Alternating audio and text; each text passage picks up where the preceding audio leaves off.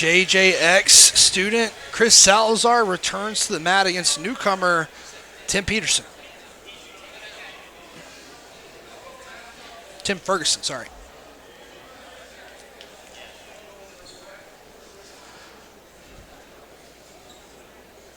Mutual collar tie. I believe Salazar was one of the lone bonus winners on the last Toro Cup, if I'm not mistaken, in the first two. A little shocking for head position. Aggressive head fighting from Ferguson.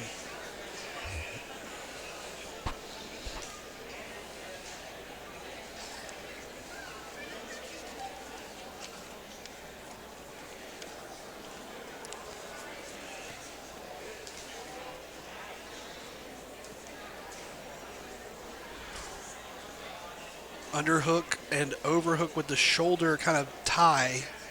Yep. Basically like a bicep tie for Ferguson.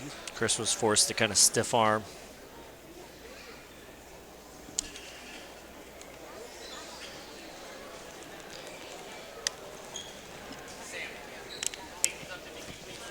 Good little throw by. Yeah, that was a beautiful throw by Salazar, ending up in the top position there.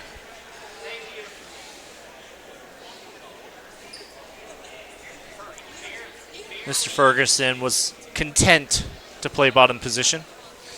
Yeah, he didn't immediately go there, but he does look like, I mean, you know, being from 10th Planet Greenville, we've seen a lot of guys out of that school have beautiful footlock game. Yeah, he was and like, Salazar sure. stepping back almost on like the Vinny control. Able to get a roll. Looks like almost like a backside attack there. Salazar comes back up the top position. That was nice transition there. Able to slip his knee out. Escape the entanglement.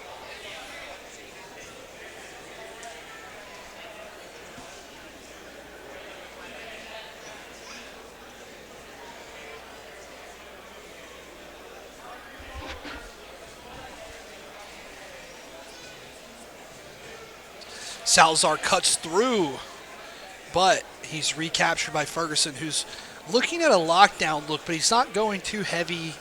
He's not, yeah, now he's elevating. Yeah. Now he's looking to change the scenario, going to full guard. I want to see an electric chair. You have 10 planted on your chest. You got to do it. You got to do it, man. Nah, you know, it's funny. I'm sure you've been to Austin. You've trained there. When I went there, I thought, surely I'm going to get foot locked. People are going to put me in lockdown.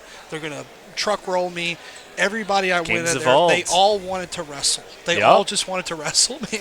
ADCC really changed the mentality for no-gi training.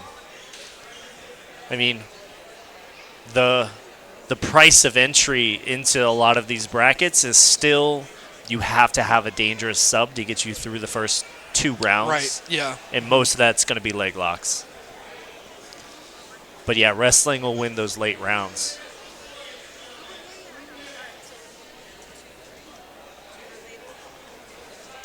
It seems like he instinctually sets lockdown.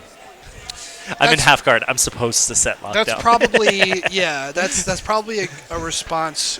I think everybody has a preferred option from half guard, whether it's deep half, knee shield, or lockdown, but it definitely seems like Ferguson likes the lockdown. Oh, able to step across with the guillotine. It was tight-ish. Reacting as like a man being choked would react. Also probably not wanting to be in mount, that's for sure. Yeah. He was able to jump that, especially with only a minute 20 till points. Yep.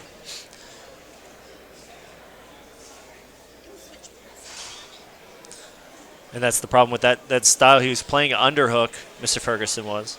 And that underhook, I almost stopped playing it in no-gi exclusive because of the guillotine Darce threat.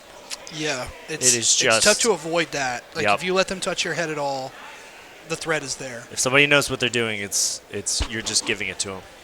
Ferguson's really good at the inversion back to get the guard back in play. Not fully going coast to coast on his inversions, but he's always trying to recenter his hips. Salazar's finally getting wise to that. I think Sean's going to allow them to settle and reset here. If Salazar able to solidify a pass, no points, but he was finally able to get that breakthrough to side control. 30 seconds, still points.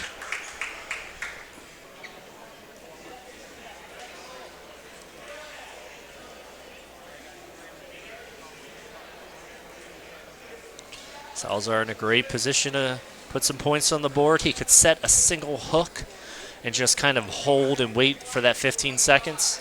Yeah, I mean, there he is. He's posturing. This is the time to go. He's definitely working for that. Look how he's rotating slowly Set around. that hook. That Granby roll, it took too long, right? Like I he know. let Well, Ferguson he just get kinda too allowed. comfortable, right? Well, and even if they just Granby with them Yes, and stay yes. behind.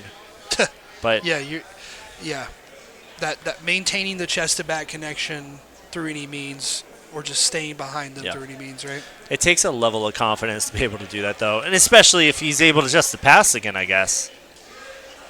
That knee's still in, though. That knee's going to have to come out to give the points, but does not look like that'll be a problem. At Maybe this it level is. too, there's also a dimension of the game where it's like There it is. you don't want to give your opponent what they're obviously looking for. Yep. Rather than baiting them into their best thing and countering like you would see at like a black belt level. Yep. And now Salazar looking on that Americana, looking to control the arm.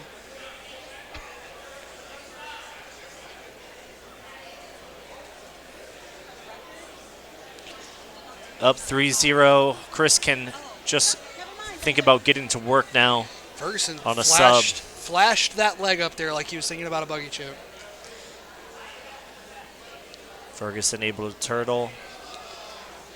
Doesn't Salazar's on surprise the me front at head. all if the guys from JJX have a competent, headlock game. 2 Cody Malte brown belts there that undoubtedly have a lot of time in front headlock with him. We're going to pass that on to their students, and Salazar has been one of their standout competitors since they opened up. Looking for earlier a this crucifix a little bit. The goat decides to cover the hips, and finally there's that hook I wanted. Oh, and Very that's it. good. Beautiful back take straight into double hooks. He's in the driver's seat now with 4 more points on the board. 7 up. Ferguson recentering himself, and now he's on the He's top going to dog punish back. him. And his energy seems higher. He knows he needs to get to work. He seems urgent here. 4 for Ferguson now. Wow. All that Chris thought about resetting his hook once, and it allowed him to spin out. Ferguson took that opportunity. He lost that connection. He lost that big connect. He got just a little careless on his maintenance. At this level, that's all it takes, though. Huh? Yep. So Ferguson, again, once you're already in a position like this, it becomes very easy to score again, possibly getting to mount.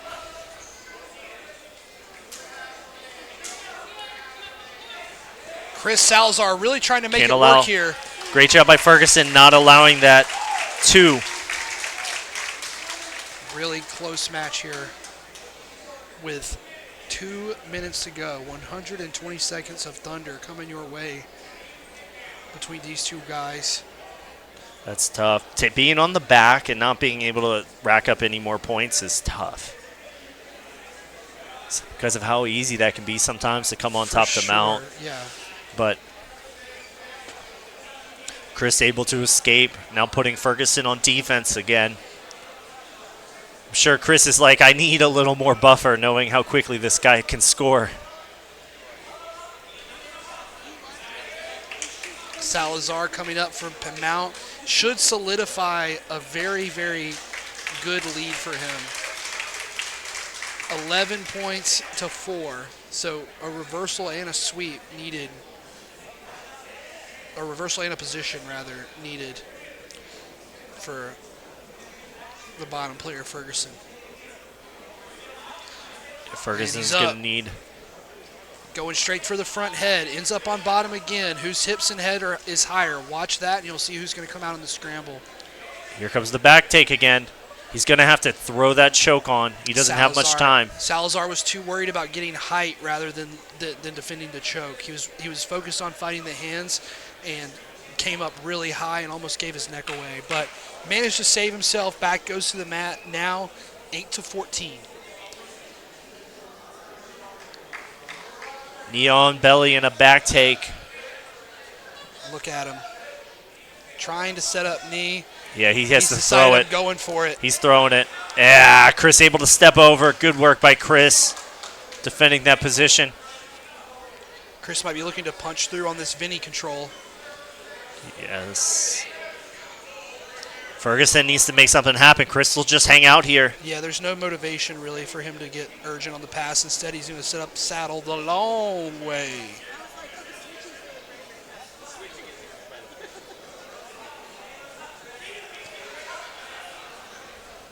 Almost a threat there. Ferguson able to slip out. For Ferguson, and time will expire with Chris Salazar picking up his second Toro Cup victory.